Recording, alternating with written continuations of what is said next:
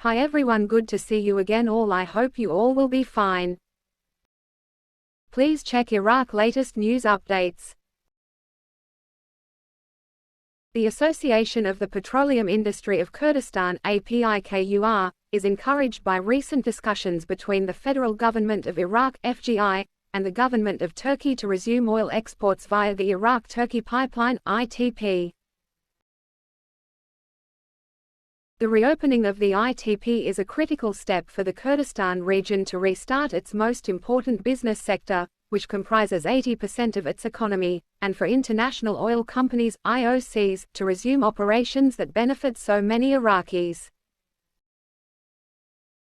The closure of the pipeline has economically damaged all parties, including the FGI, the Kurdistan Regional Government (KRG), international investors, and the Iraqi people.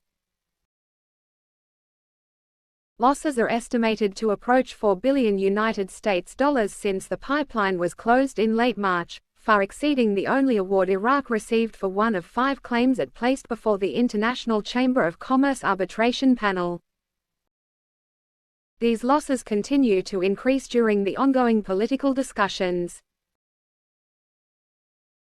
However, even if the ITP reopens, member companies of APIKUR will not produce oil for pipeline exports until it is clear how IOCs will be paid for their contractual entitlement to past and future exported oil. Under the recently passed Iraqi budget for 2023 to 2025, the FGI is taking the position that, in addition to the KRG's 67% of the budget, the KRG is only eligible to be reimbursed for an ambiguous average cost of production rumored to be $6 per barrel based upon undefined Iraqi fields. This is an arbitrary amount that is insufficient to compensate IOCs for production costs and entitlements under their production sharing contracts (PSCs), not to mention the significant investment and risk incurred by IOCs to date. In addition, as noted in APIKUR's press release on 13 August 2023, these contractual entitlements are governed by English law with dispute resolution via international arbitration at the London Court of International Arbitration. APIKUR also has similar concerns regarding the formulation of Iraq's first oil and gas law. As with the current Iraqi budget, we understand that, in its current form, the draft oil and gas law does not account for historic international investment in the Kurdistan region or the contractual terms that enable the significant economic development over the last 15 years. The failure of the Iraqi budget and any new oil and gas law to account for historical international investments and contractual obligations will result in costly arbitration and further harm Iraq's investment climate. APIKUR is confident that viable solutions are available today to solve the ongoing crisis.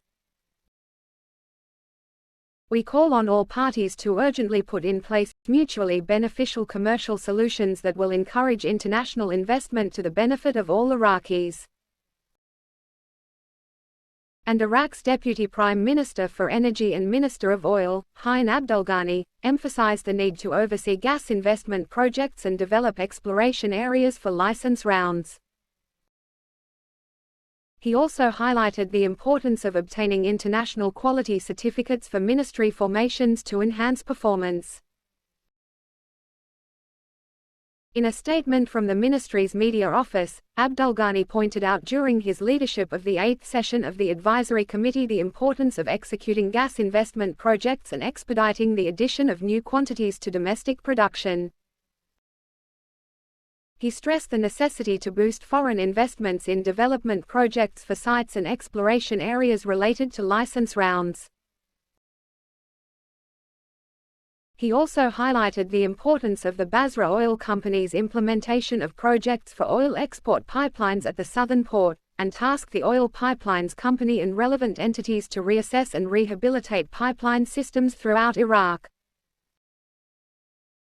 Abdulghani instructed oil formations to mobilize efforts and resources to provide services for visitors during the Arba'een pilgrimage. This includes fuel supply, transportation for pilgrims, provision of potable water and ice, as well as rest areas. Other services were also mentioned.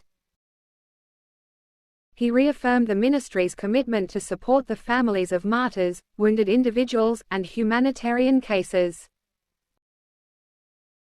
He also underscored the significance of the oil formations obtaining international quality certificates (ISO) to achieve goals of technical and managerial performance improvement.